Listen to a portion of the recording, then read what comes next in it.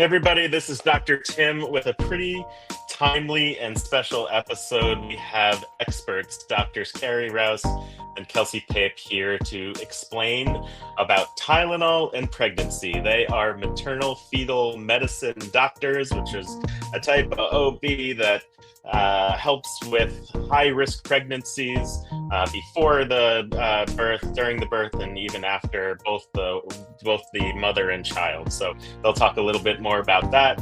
We'll get into the facts about Tylenol, and we'll talk about what the White House has said about Tylenol, and see what's real, what's not, what's true, what's false. And so, thank you, both of you, for being here. Amazing that you came on here and decided to talk about this in this very timely moment. I know a lot of people who are scared. I've actually never gotten so many emails as both a doctor and a politician about one subject so quickly. So people are just scared, confused about this. So before we get into that, please, would you introduce yourselves, Carrie and Kelsey? Sure. Well, first of all, thank you so much for having us. I'm Carrie Rouse. I'm a maternal fetal medicine physician, and I am also a board member of the Good Trouble Coalition health advocacy organization in Indiana. Mm-hmm. And I'm Kelsey Pape. I'm a maternal fetal medicine fellow. So I'm a board certified general OBGYN who's doing additional training in high risk pregnancy. And we're hoping we can provide some reassurance to the audience today. Yeah, so people who are an MFM will probably use that word a couple times, maternal fetal medicine. I mean, you do a lot of schooling, a lot of residency. You are experts. Can you tell me more about that field? What does it take to become one? What exactly are you studying? What are you learning? What separates you from someone who's done a OB residency and moved into general practice? So the typical trajectory for a maternal fetal medicine or MFM physician is kind of long, but generally goes like this. So we go through undergraduate education, which is typically 4 years. Then we go through medical school, which is typically 4 years. Then we go through OBGYN residency, which is typically 4 years. And then there's additional training called fellowship, which for MFM is 3 years. And Dr. Pape is in her third and final, which is her final year of MFM fellowship. Congratulations, almost done. Thank you. Yeah. And so our subspecialty off of OBGYN is really focused on the care of people who are intending to become pregnant, specifically concerning pre-pregnancy issues, trying to make recommendations to optimize health for the healthiest and lowest risk pregnancy possible, taking care of folks who are pregnant who have either a history of a prior pregnancy complication like preterm birth or preeclampsia, heart failure in a prior pregnancy, or those who have a current medical condition that affects their pregnancy like diabetes or high blood pressure, lupus, or folks who have a pregnancy that's has a fetal complication. So fetuses with chromosome differences or congenital anomalies or birth defects. Okay. And then are you taking care of the baby post-birth as well? We do not. No. Typically Yeah. no. Typically no. All right. Yes. Just want to know your level of involvement at that point, because we are going to talk a little bit about giving Tylenol to infants, as that's part of this new announcement by the White House. So the White House had a press conference, announced to the world that quote unquote Tylenol is bad. That was the message that was said in about 15 to 20 times. Tylenol is bad. Over and over again. And when you clip things, which is how people experience the world these days, that's what's been said. It's not even, and if you watch the press conference, read the information, which will go through a little bit of the fact sheet been sent out by the White House, kind of point by point, and see where the facts are and where they aren't. What they're talking about is really what is the association of Tylenol with giving that to women who are pregnant, and then having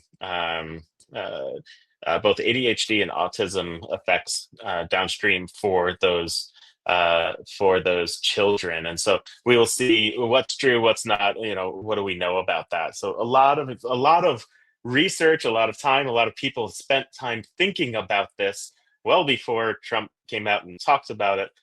Kelsey, Dr. Pape, you are one of those people that just dug into Tylenol a bit. Can you tell us a little bit about what you did and what you learned? Yeah, there is a lot of information in the medical literature about Tylenol in pregnancy. This was all kind of historically started about 10 years ago in kind of the early 2010s when it was noticed that the molecule that Tylenol is, or acetaminophen, which you'll also hear us refer to it as, seemed similar in composition to phthalates, which phthalates is actually a component of plastics and microplastics and has kind of come out as an exposure that has been associated with negative things for all kinds of people, not just isolated to pregnant people. And so this prompted kind of bench, or what we call bench researchers or kind of lab researchers, to take a look at the effects of Tylenol in kind of cell cultures and in animal models. And in that setting, they identified that there were some changes to kind of hormonal effects of kind of developing cells, and in particular, the effects of sex hormones. And so then that ultimately ended up leading to, well, if it affects sex hormones, which we know affects our brain development, that then cascaded into looking at brain impacts of acetaminophen or Tylenol development. And so the first study that actually kind of came out looking at all this clinically was in 2014 and looked at the effects of Tylenol in pregnancy and the outcomes of ADHD. And a lot of the information comes from actually Scandinavian countries, because these countries have public health care. They have really robust kind of data monitoring services, and the researchers have access to essentially what we would call the electronic medical record for like every person in that country, which allows them to do a lot of these big studies and kind of look at the effects of exposures. And so that was the first study that looked at, pregnant patients reported whether or not they used Tylenol in kind of a survey fashion. And then they looked at the outcomes behaviorally in children. And that was the first time that we actually saw an association of ADHD amongst mothers who reported using Tylenol. Just as kind of a brief overview. And there's a lot more to unpack in that and how they actually analyze the data, but that's kind of the history. And you said the word association. We want to talk Yeah. about what is an association, what is causation, what is temporal relationships. There's a lot in there, right? And you just confidently said the word association, and that has a big weight to it. It means something to us on this call here. Can you make it mean something to other people who are watching right now? Why did you use the word association? Yeah. So, as physicians and scientists, we take really seriously, like you highlighted, that difference between association and causation. So we know that there are many, many things that are associated with each other. So kind of a good lay example is, we know that umbrella use is associated with rainy weather. We know certainly that umbrellas don't cause it to be raining, but it's just because we use umbrellas when it is raining to keep ourselves dry. So that would be an association, not that umbrellas cause rain.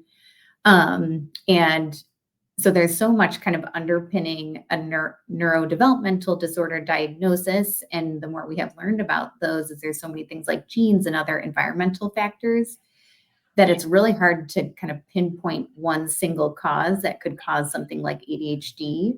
And it's really impossible to control for all those kind of possible underpinnings there. Kind of another kind of clinical example is, people with tattoos have been seen to have shorter lifespans when they look at like pathologic information. We of course know that tattoos don't shorten our lifespan, but maybe people with tattoos engage in other kind of behaviors that shorten their lifespan. So kind of that's the framework that we're using to evaluate the Tylenol literature. So in this case, you're saying, we give Tylenol to a pregnant person.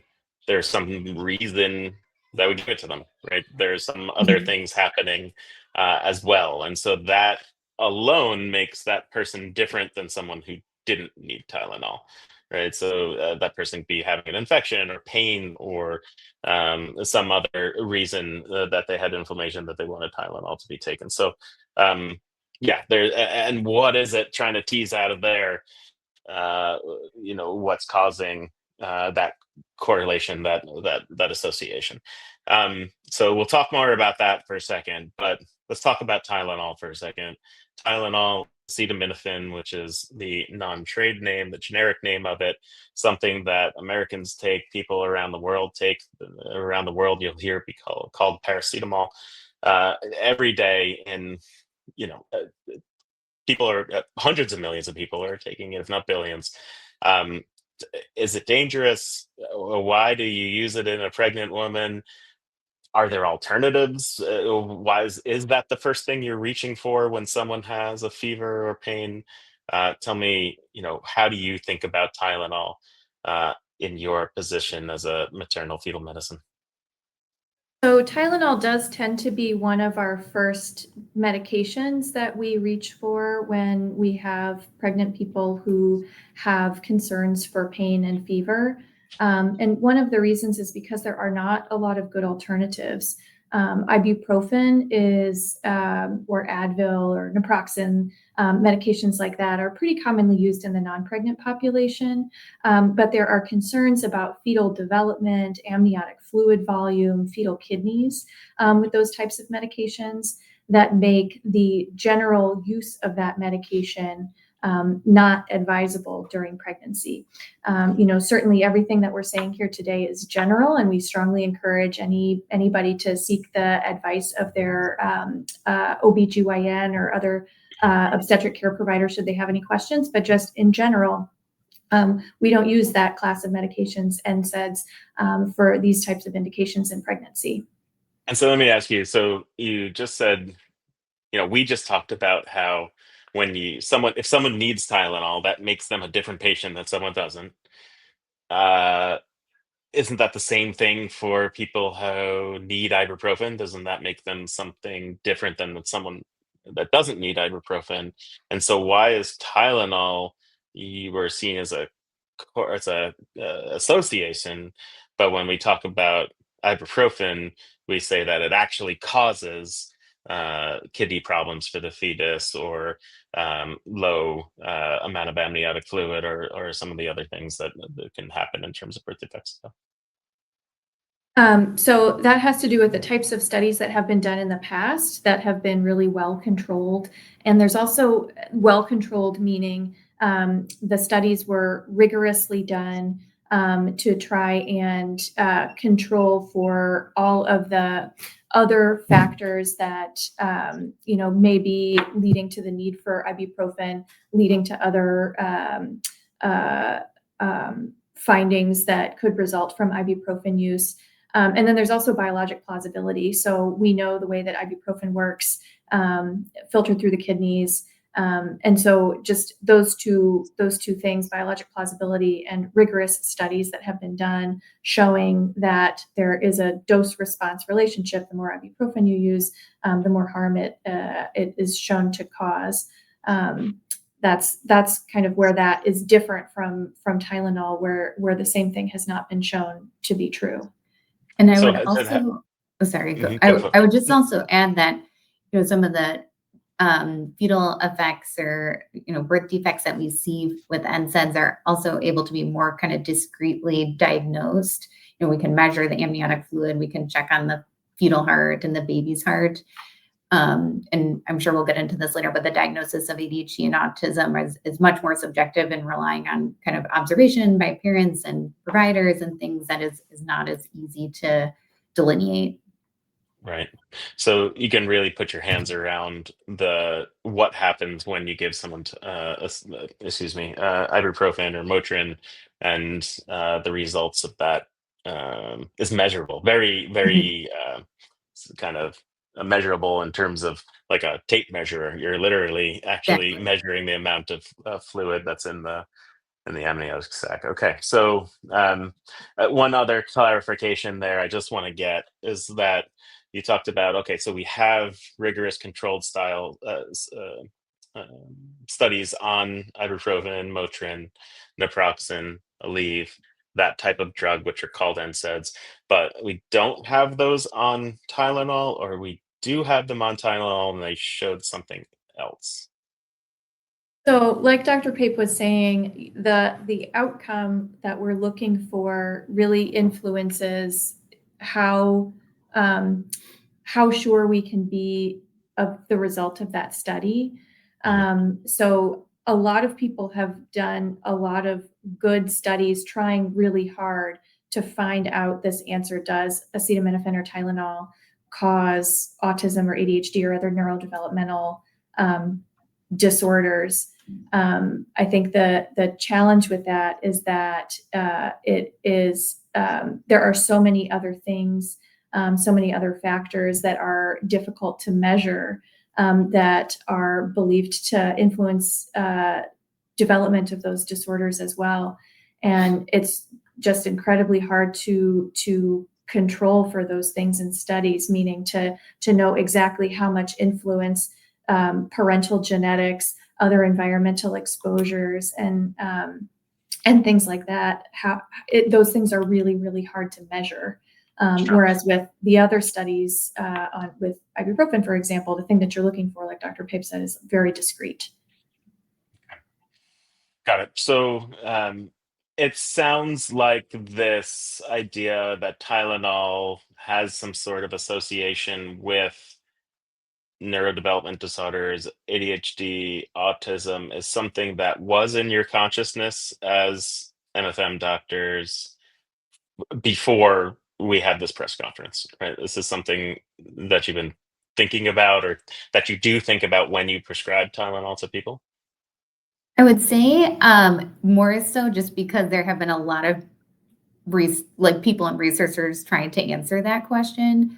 Mhm. Even kind of linking back to when I brought up kind of the history of that research in Tylenol, I do think it's important to highlight that many of the studies are conflicting. Like even in some of the animal studies, there have been some that have shown changes in neurodevelopment. There have some that have even shown protection of acetaminophen and the exposure. And then What does same thing in the protection mean? Can you explain that? sorry, I have actually seen decreased rates of whatever neurologic outcome that they were looking for in those animals. And, I think same thing when we are looking at observational studies in humans and when we're kind of starting to control for different factors like maternal age, reason they took Tylenol, how long they took Tylenol, where we see actually different results depending on how much essentially math we do on the back end.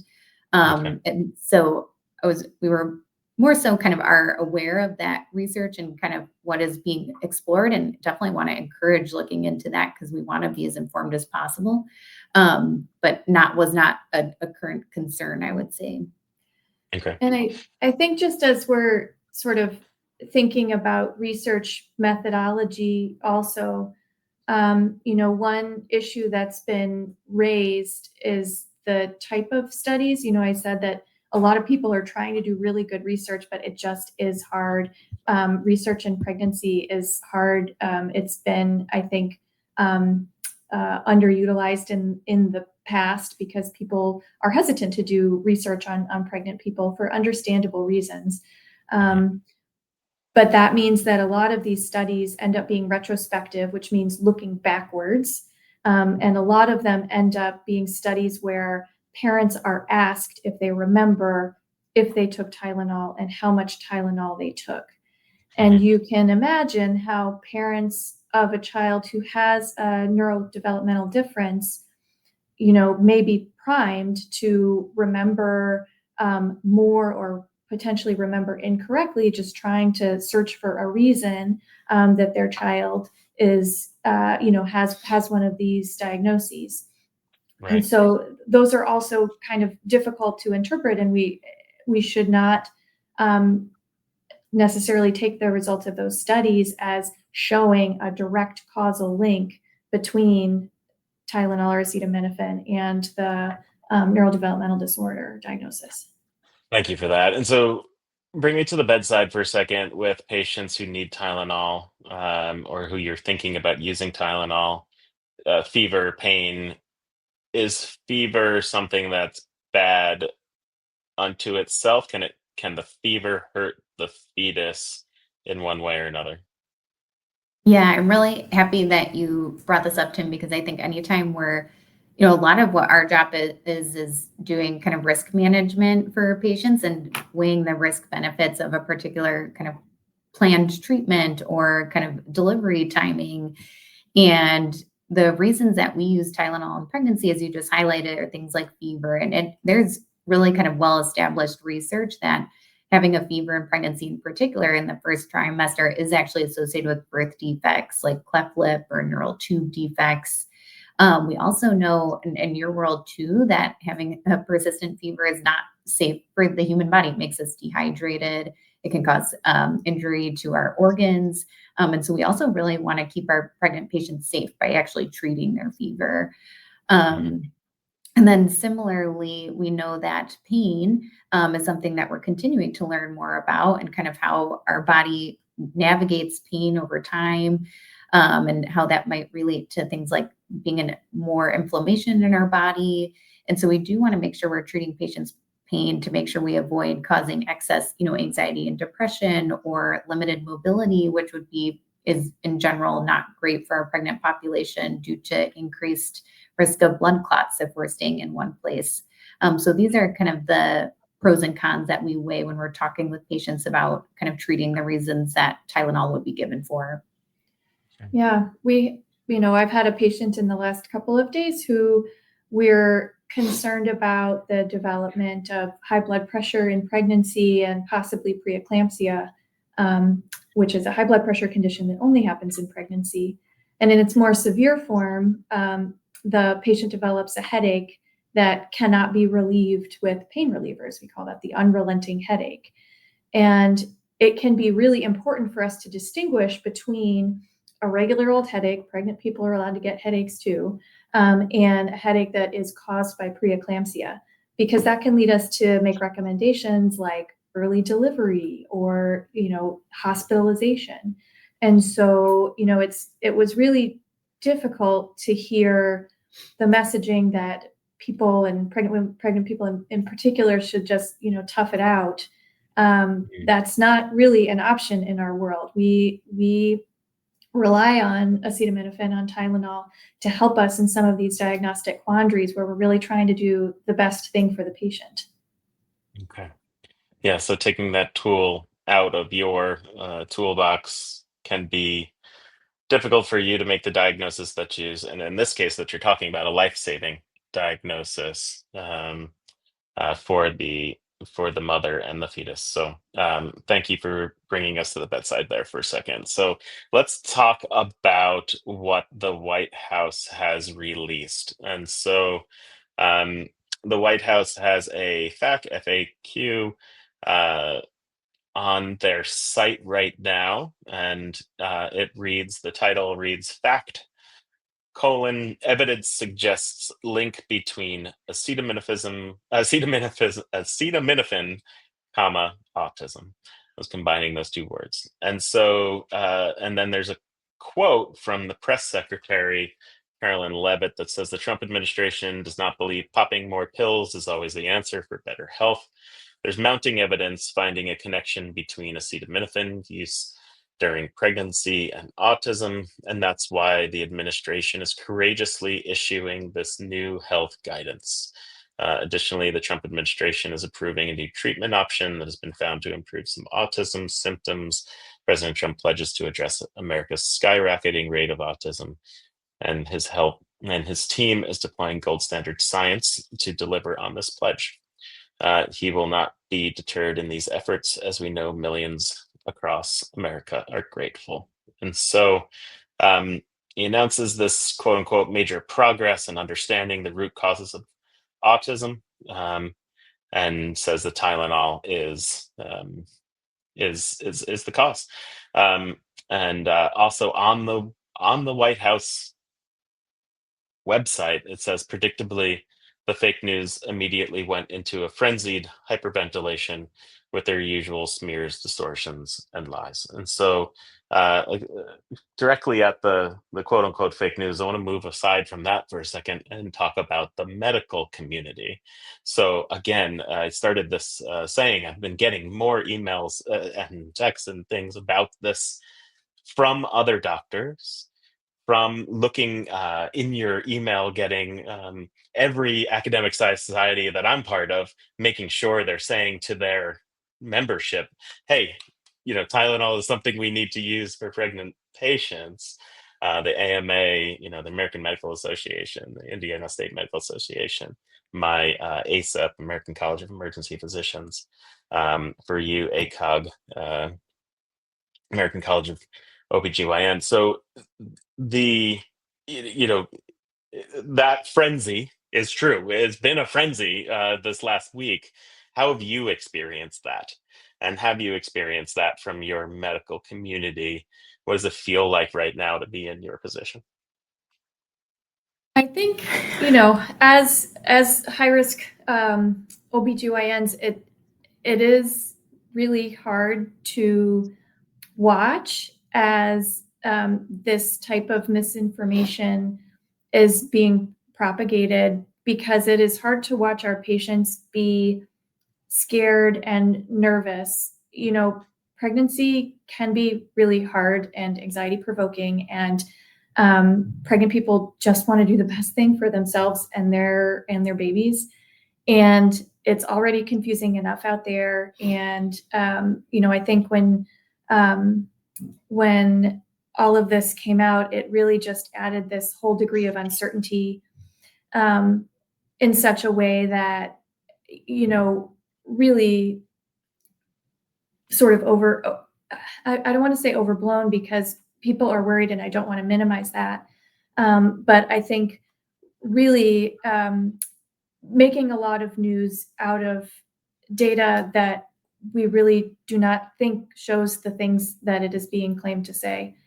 The American College of OBGYN, the Society of Maternal Fetal Medicine, our professional societies have been very clear in their guidance. And taking a step back, just in general, for all medication use in pregnancy, we counsel patients to use the lowest effective dose of medication for the shortest amount of time necessary. For some people, that is using medications throughout pregnancy because they need it. And for other people, it's using short courses of Tylenol for a fever that they, incur as part of a viral illness that they caught at a family function or whatever. So the allegation that people are just popping a bunch of pills throughout pregnancy without cause was also really hard to hear, because that is not how we counsel our patients. That's not how our professional societies advise us to talk to our patients about medication use in pregnancy. So I think that has been challenging for us. Kelsey, do you have anything to add there? Yeah, I think what was extremely difficult was having, patients last week coming in who are already mid-pregnancy panicking because they've already taken Tylenol maybe a Right. handful of times for kind of the reasons that we've discussed that are indicated. And it's really hard to kind of undo the guilt that comes along with thinking that you harmed your baby. And so I think we try every day to be resources for our patients and provide them with the most up-to-date information. But it's really challenging to kind of undo what's being also promoted on things like social media. So really feeling for patients right now, honestly. Yeah. And in those interactions, have you had experiences? What do you say? What do you say to that patient? What did you say to those patients? No. Yeah. I think first we always just empathize and totally provide understanding that we hear where they're coming from. These are not, like Dr. Rouse said, like not unfounded worries to be having. This is what they're being told by leaders in this country. And so I think telling them that we understand their concern. And then here is the, reassuring and objective information. And that also that my recommendation has not changed. And also just asking how else we can provide support. Some patients really like information, and so it's providing printouts of that information from our leading organizations. Some patients, it's talking to another family member who is providing support for them and needs that re-education also. So I think also trying to provide actionable items to help provide that reassurance in a more tangible way. Yeah. It's hard to have non-medical experts and have opinion be inserted into the exam room, right? Whether that be businesses trying to push a product into the exam room, or medical legal kind of considerations being pushed into the exam room. It's tough or political issues being pushed into the exam room, and makes it harder to have that relationship between you and the patient to talk about what's good for them, and the oath that we upheld. So I empathize with everything that you just said. I want to get into more on the actual studies that the White House has quoted to support their comments, and then hear from you what you think about them. So, um, first of all, it says fact: evidence suggests acetaminophen use in pregnant women, especially late in pregnancy, may cause long-term neurologic effects in their children. I'll stop there. That's the fact that is being published right now. Is that a fact?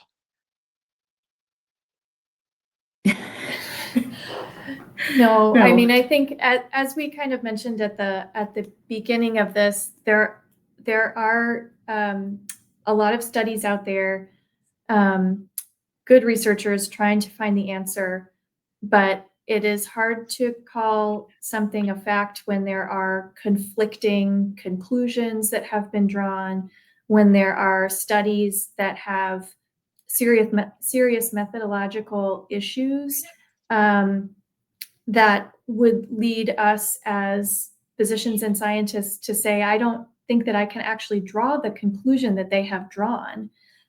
Because again, this seems to be correlation. They seem to be maybe related, but this does not lead me to the conclusion that that acetaminophen causes these neurodevelopmental outcomes that are being alleged.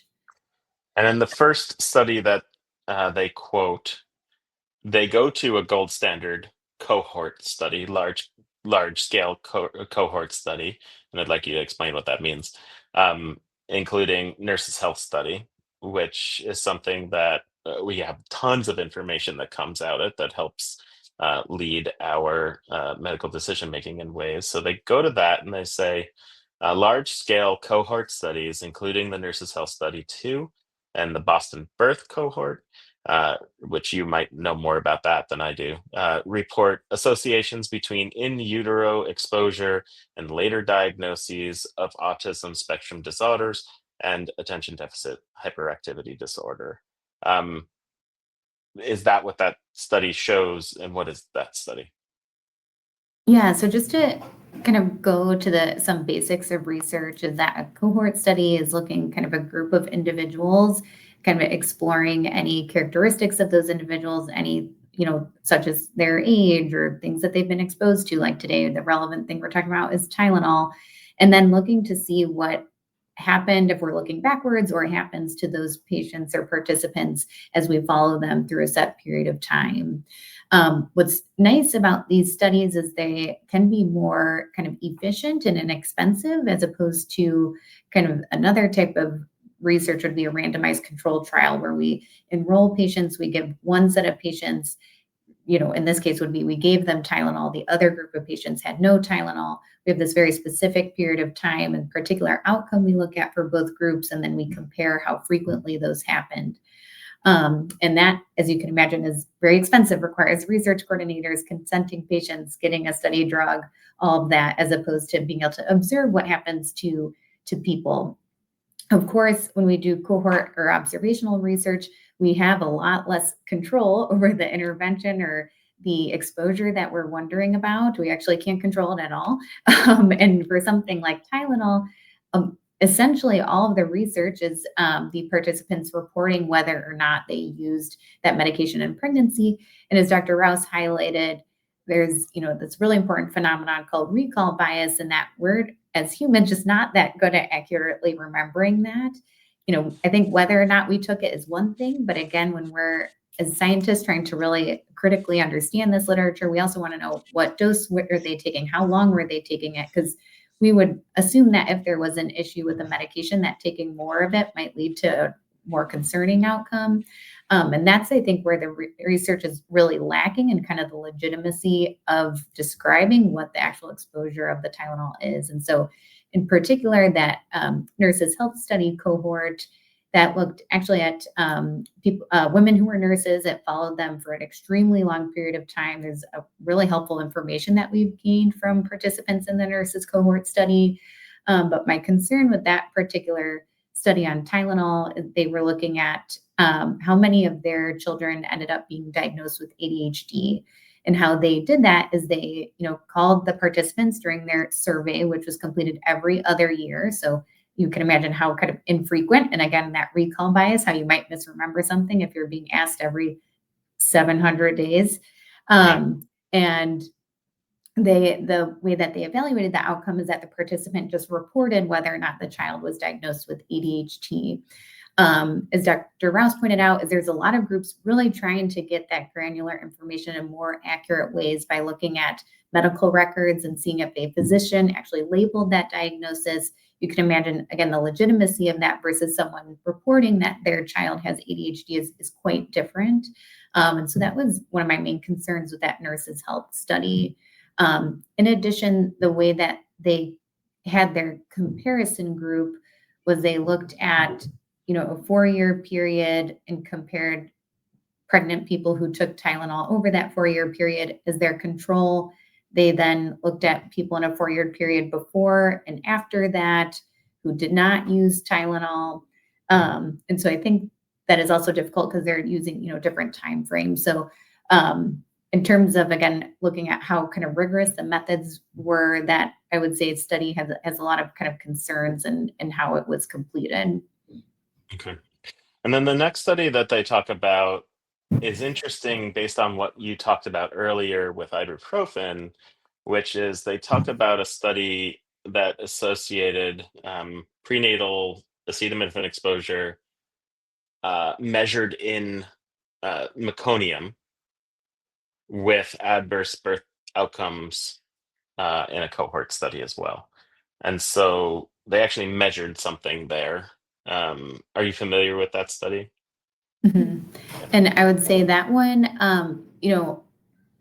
I think that's like an excellent contrast to bring up because that's, really objective, looking at metabolites of Tylenol in the umbilical cord of babies born and these participants who are enrolled at the time of their delivery. And so that's a very objective. So that is kind of, we like things that we can measure very like discreetly, like we were talking about amniotic fluid volume with ibuprofen. However, when you actually look at kind of the results of that study, every single sample that was collected had a Tylenol or Tylenol metabolite in it. And so that is not very helpful because if we're trying to compare participants who ended up having a child with ADHD, as was evaluated in that study, there's no real way to kind of grade that comparison if there was no umbilical cord samples without Tylenol in it. Interesting. They also, I think what is difficult is we don't, kind of speaking of validity, don't really have valid kind of concentrations of Tylenol and its metabolites in the umbilical cord that we might think is, again, correlates to a particular dose throughout pregnancy, kind of when we go back to where we get concerned about maybe a total exposure, that we can't make any sort of judgment calls on that. And another kind of big concern with that study is that they had extremely high rates of ADHD diagnosed amongst that and autism diagnosed amongst that cohort that really don't mimic kind of the actual incidence of those conditions in the general population. So about a quarter of the children in that cohort study were ultimately diagnosed with ADHD and about almost 7% were diagnosed with autism. So again, you just get concerned that none of those numbers really mimic what we know to be true in the population. And so how kind of accurate can those results be? Yeah, that's interesting. So you're not you have a skewed group, right?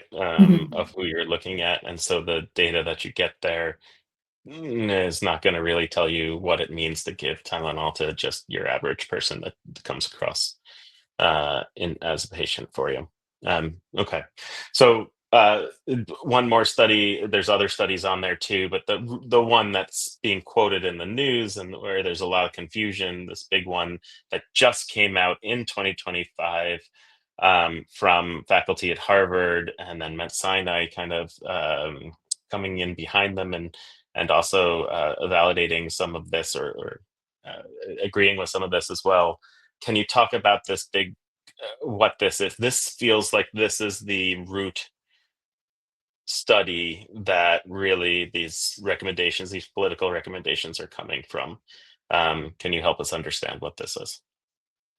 Yeah, this is a really long paper that is like almost 50 pages long, and considers And you read almost it. and yeah, and it considers almost like 25 studies on Tylenol and pregnancy. I think what is hard about this study, Tim, is that, as we discussed earlier, it's not a randomized controlled trial. It's not even a cohort study. It's kind of essentially in an almost a narrative way, which is a type of literature to put out all the information, like the information gleaned from the study is included.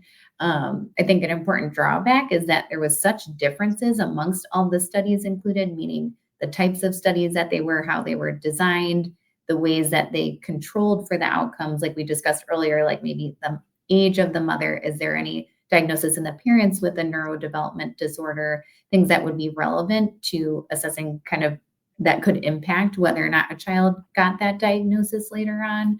And so all these studies were so different that they actually, couldn't combine any of that data to kind of put those numbers together to try to do an analysis, what we would call a meta-analysis, where you put all these different studies together to try to increase the validity and kind of accuracy of the results. And they couldn't do that because of how different all these studies were.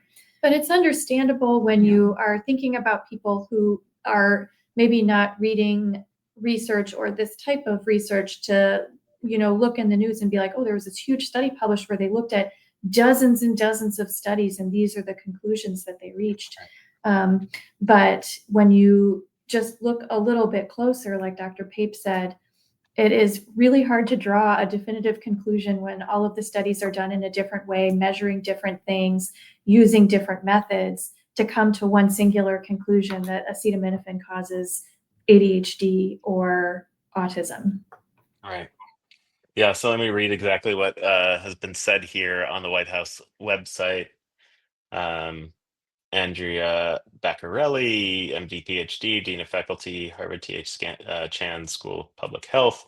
Quote, she says, colleagues, they quote her, colleagues and I recently conducted a rigorous review funded by a grant from the National Institutes of Health of the potential risks of acetaminophen use during pregnancy, then ... and ellipses. We found evidence of an association between exposure to acetaminophen during pregnancy and increased incidence of neurodevelopmental disorders in children. And so that statement that they found, so first of all, there's two things in there. They conducted a rigorous review, right? So a rigorous review is different than a rigorous controlled study. Right? And those are two very different things. And I want to make that clear. You explained that. And that what this is a review of papers that we know most of those things have problems because there's no randomized control studies in them, of large randomized control studies within them. And so there's no gold standard going on here. So making a conclusion based on that is hard. But the conclusion that they made is that they found evidence of an association between exposure of acetaminophen to these defects. And so, again, they found evidence of an association. I know it's hard, it's very difficult at times if you haven't heard these words over and over through your education and your life as a scientist and a physician to really grasp how much that is a difference for us when you say association versus causation. So I just want to give you one more moment based on exactly what the White House put out there. What is that? Do you have anything to say about that? What does that make you feel? What are you hearing in that quote? You're both Um, smiling. So. Yeah, it's, the conclusions that you can draw from a study are really only as, have as strong a foundation as the data that was put into the study. So, a big review of a bunch of studies that are reaching conclusions based on recall of Tylenol use that have inconsistent methods that these neurodevelopmental disorders were assessed and reported, didn't systematically control for confounding errors. I think it's hard for us to go from a study like that where there's an association that has been found that does not to us lead us to believe that causation, correlation does not equal causation. They teach it to you like the first week of medical school. And I think that's what I think when I read this study. It makes me think, Kelsey, you put it well around, I'm not going to stop using umbrellas tomorrow in the rain because umbrellas are associated with rain, right? Like it doesn't. I'm not going to stop using it because of that. One of the examples that I often use when talking about this is that people who wear lots of sunscreen tend to get more shark bites than those who don't. And so I'm not going to stop using sunscreen because I might get a shark bite, especially here in Indiana. And so that's right. That's basically what this study is saying, and it's just a lot of tough scientific language to be able to get. One more that it has here is, and this is really interesting, and I'd love to know how this has affected your practice or not. Where in 2021, an international consensus statement highlighted, quote, a call for precautionary action, unquote, recommending that pregnant women, quote, minimize exposure, unquote, to acetaminophen, quote, by using the lowest effective dose for the shortest possible time, unquote. Is that something that you agree with? Use acetaminophen sparingly, or for the shortest possible time at the lowest possible dose? Is that something you do? Or again, you're both smiling. Yeah, as I'm trying to it say this sounds for those who are very, listening. yeah, it sounds very familiar to kind of what we talked about a little bit earlier in this interview, and is very reminiscent of standard counseling that we give to our patients. I that is how we counsel our patients about all medications. We are not just telling our patients to use all of these different medications because they feel like it, because we feel like it, because your partner feels like it. We use medications because they have an indication, and we shouldn't be using medications if there's not an indication. And it's pretty standard counseling in pregnancy, lowest effective dose for the shortest amount of time necessary. And again, for some people that's longer, for some people it's a very time limited thing. But again, there are very well established risks associated with not treating pain and fever in pregnancy. And so, that's part of what we have to, the reassurance that we provide to our patients are that these indications are valid. You should not, and we do not advise that you simply tough it out if you are having a fever or if you have pain. Pain can be also an indication of maybe something else going on. So giving people Tylenol for pain that doesn't resolve might lead us down a different diagnostic pathway. And we've gone through the risks of untreated fever in pregnancy and outside of pregnancy. So I would just push back a little bit on this sort of thought that seems to be propagated that, we're just telling our patients to take all these pills because, for no reason. Right. And that's just not what we're trying to do. Sure. Yeah, and then broadening this out into my world as an emergency doc. We treat pregnant people all the time and children all the time. But this is the way this was billed in that press conference. Again, the clips of Tylenol is bad. don't take Tylenol over and over again, not even associated with anything else. That statement's just blanket for Tylenol. It's a problem for me as well. It's a huge problem, especially one of the things that we deal with all the time is opioid problems. So people needing opioids and opiates to help them. Um, with their pain, and then other people who can we can use other things in our toolbox, such as acetaminophen, that are sometimes more appropriate and better acting than opioids would be to help with people's pain. And so that is already something that's a problem. And then you're talking about as well people trying to tough things out, especially fevers, especially those who have allergies to NSAIDs, the Motrin, aspirin and Aleve, these medications, and there's more. A lot more people have allergies to that than have allergies to Tylenol. It's a common allergy that people have. And so Tylenol is usually our go-to to treat pain and fever who have people who have those allergies. And so that is a big loss because what else are we going to use? And as you said, fevers can get out of control very fast for different reasons, especially in toxic exposures and medication exposures where you're having high fevers. And then, people who are on the verge of having infections that are getting out of control into sepsis, not controlling that fever creates just a storm of molecules in your body that lead to something that eventually gets out of control and you cannot control as a physician. So these are really bad things that we need this tool, and to have people scared about it with no apparent reason is tough. So I'm with you. We're having our own issues over in the emergency medicine world. You know, we talked about a lot today.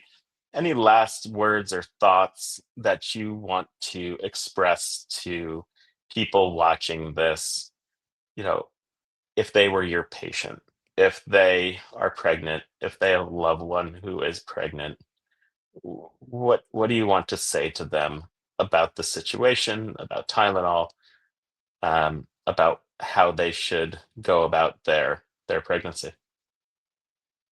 I think Dr. Pape said it really well earlier. We want to empathize with our patients.